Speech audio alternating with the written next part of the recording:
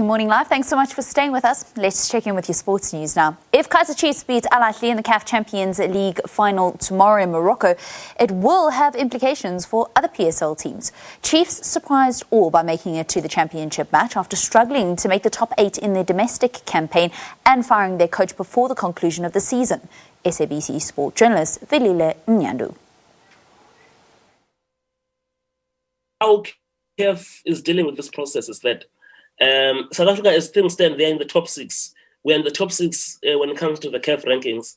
And we know that countries which are in the top 12, you're allowed to enter 4 teams in the CAF interclub competitions. That means 2 clubs in the CAF Champions League, 2 clubs also in the CAF Confed. So as things stand, we are amongst the big boys. But having said that, also you do know that if Kaizer Chiefs wins the title tomorrow, it also means that there's another issue where AmaZulu will not play in the CAF Champions League next season because CAF doesn't allow more than 2 teams from one country to play in the CAF Champions League. So meaning that since Kaizer Chiefs finish outside the top 2, and if they are defending champions, it would mean that the number 2 in the league goes down to the CAF Confed, meaning that AmaZulu would kick Orlando Pirates out of the CAF Confed if that is the case. But Chiefs, for that to happen, Chiefs need to win tomorrow in Casablanca. So, but I think there's something significant that is happening today, which is on the eve of the final tomorrow.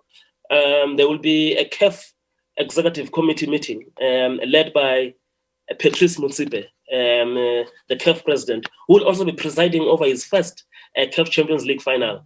So whatever happens, you will be having South African flags, whether it's Ahly winning, whether it's Chiefs winning, South African flag will be there, and a South African will also be handing over the trophy. But there's this CAF X committee, and this meeting, it also means that they will be discussing the issue of the Super League. So this Super League could become this big competition that we are talking about, and which for me also has got a potential to make things big for African football. Even though I know that there are people who are against it, but it will come from a different angle, and I understand it is going to be a lucrative competition, a big money spinner for African clubs.